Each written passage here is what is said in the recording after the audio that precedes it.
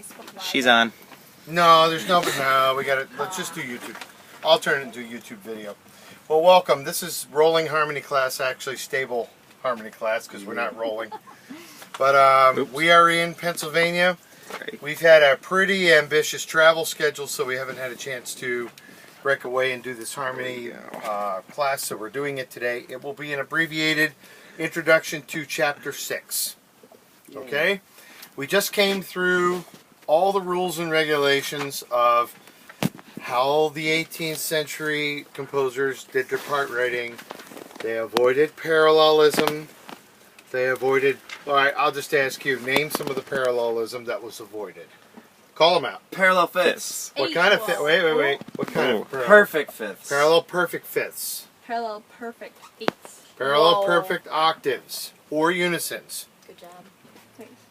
What other parallelism was avoided? Oh, avoided. Just basically any. No, I got a better Went back answer to than that. I don't know. So it also involved fifths. So what kind of fifths were also avoided? Direct. Contrary. Okay, contrary perfect fifths. Parallel fifths by contrary motion. There's another kind of fifths that was really special that was avoided. Is it direct fifths? Direct fifths. You gotta Those weren't explain that. parallel, Wait, isn't that It where involves what two voices? soprano and bass? Soprano bass. What else has to be going on? The soprano has to jump, She has to be leaping. and they have to end on a perfect fifth. There's something else that though. has And they to have be to be going in on the same too. direction. They both have to be moving in the same direction. That too. Job. If they're going in contrary motion, all bets are off. Okay, there's another kind of fifths that was avoided that involved the bass. Unequal fifths. Unequal fifths. So that was a diminished fifth to a perfect fifth, and it had to involve the bass and some other voice. Okay, along with direct fifths, direct octaves were also avoided. Outside voices going in the same direction, soprano leaping. The destination is an octave. When they hit an octave and she leaps, and they went in the same direction, that was avoided. All right, so those are the basics for the things that they avoided in their part writing. How you doing, Mitch? I'm doing good. Sorry, I just brightened it up at the screen. Mitch is our It was really cameraman dark. today. Cameraman Mitch. It was really cool. You can show everybody who's on board here. Hi! This is our I love rolling you, Sam. harmony Bye. And who's actually going to watch this during spring break? I don't know. No one. But all right, They're missing out. we're in chapter 6 now.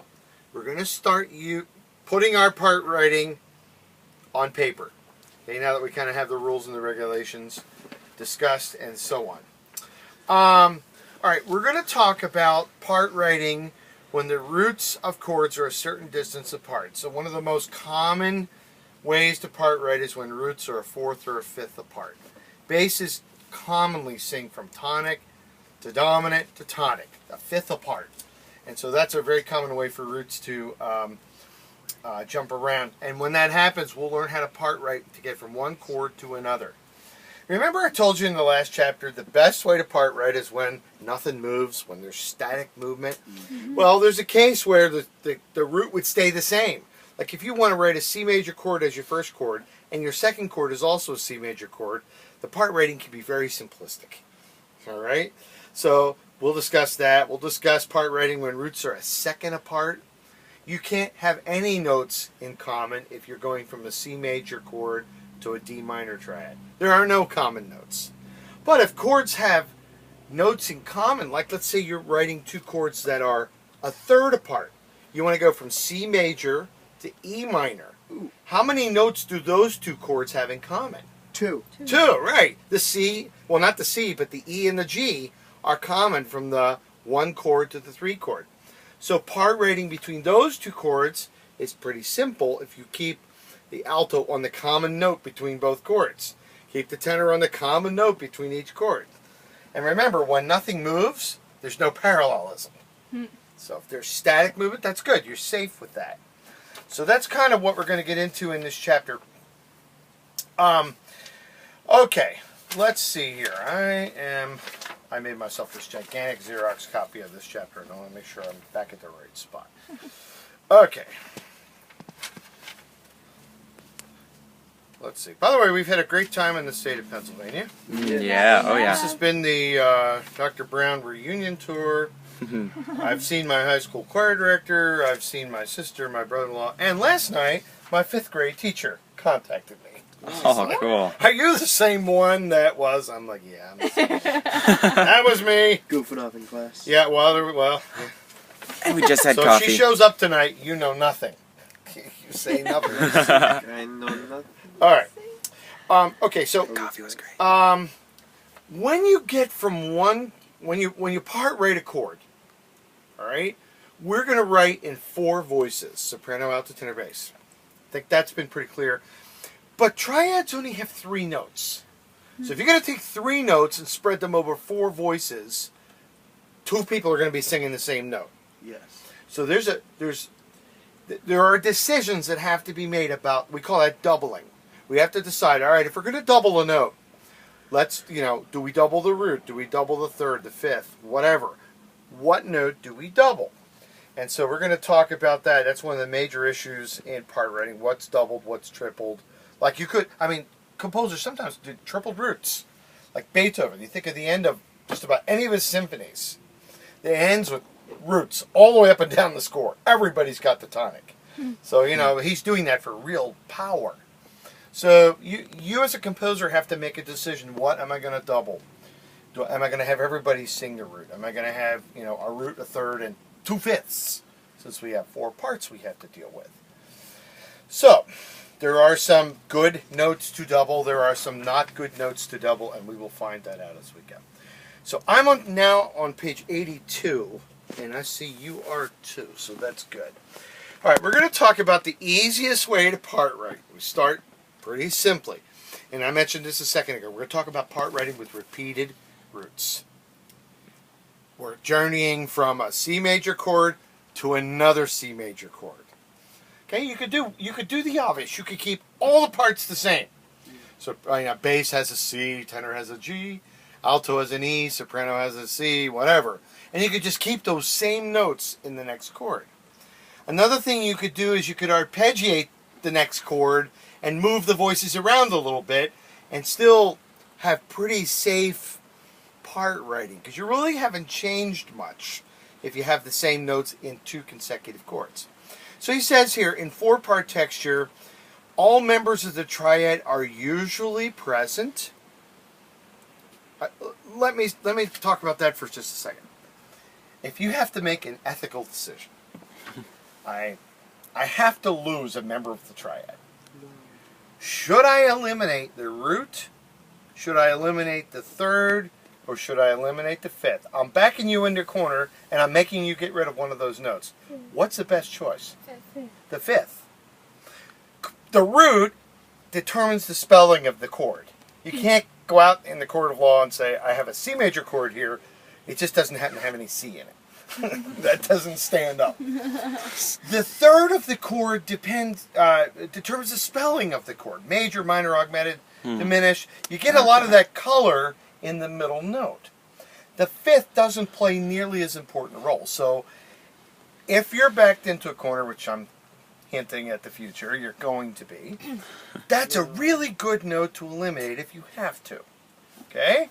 So he says here, when you part write with 4 parts with roots the same, you generally have all 3 members, the root, the 3rd, and the 5th.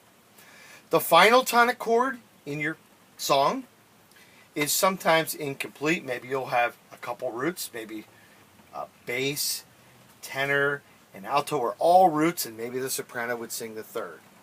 Okay? Or maybe you'll have a tripled or even a quadrupled root, as I was telling you a minute ago.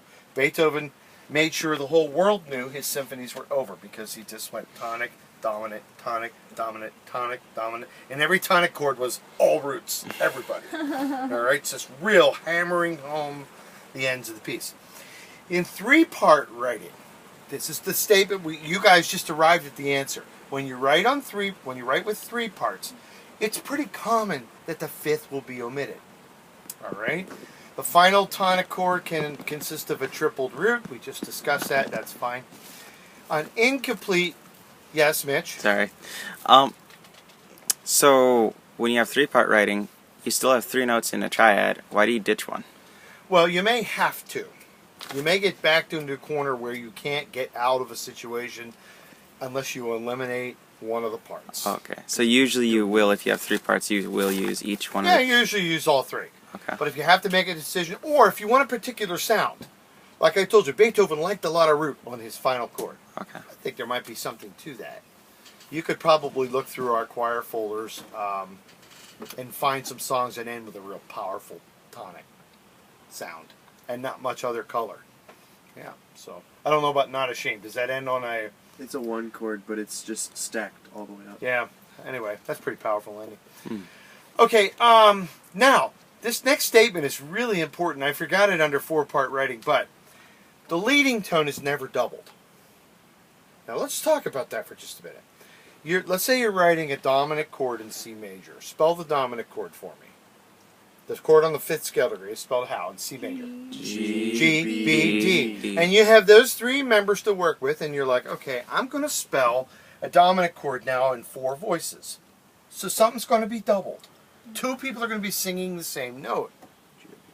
Okay? B is not a good choice of a note to double. Now let's think about why. If you put 2/3 in the dominant chord, maybe a G for the bass, a B for the tenor, a B for the alto, and the D up in the soprano, why would it not be a good idea to have 2 leading tones in that chord? Because it's really going to want to go back to a tonic, so you would need 2 tonics in the next chord. Okay, if you start at 2 leading tones in tenor and alto, and you go to 2 tonics in tenor and alto, Parallel. what did you just write? Oh, okay. You are forced to write a set of parallel octaves because of the cool. behavior of leading tones. Leading tones go up by step. So if you write a leading tone in 2 voices and you don't resolve them both up, I'll take off a point because you didn't resolve leading tones the way they're supposed to go. If you do write 2 leading tones and you resolve them both up, I'll take off a point for doubling the leading tone and a point for parallel octaves. So here's the thing you should do. Never double the leading tone. Yes, Dan. What You if... can get on Dan. This is important. Okay. What if one of those 2 voices is descending the scale? I still wouldn't. Oh, really? I would not double the leading tone. That was all. It Yeah, wasn't I that just, important. I I darken wouldn't your do it. eyes. And you would be surprised how common it is in Harmony 1. It's just really easy to forget about it and just be like, oh, the tenors are on a B, great, I'll leave them on a B. Altos, let's see, let's give them a B. Oh no, wait a minute. In the dominant chord, it has a leading tone. And we have to be careful not to double the leading tone. So, he says here, I don't like the language the author uses. He says the leading tone is almost never doubled. You should write never doubled in your book because we don't double leading tones. So, there's that.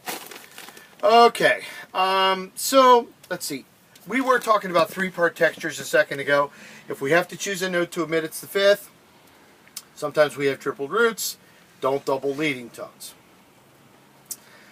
He says here, when a root position triad is repeated, and that's the subject we're talking about here for a minute, when you go from a C major chord to another C major chord, you can arpeggiate the upper voices. So that's what he's done in the example 6-1. He goes from a 1 chord to a 1 chord in C major. Hasn't changed the root, that stays the same.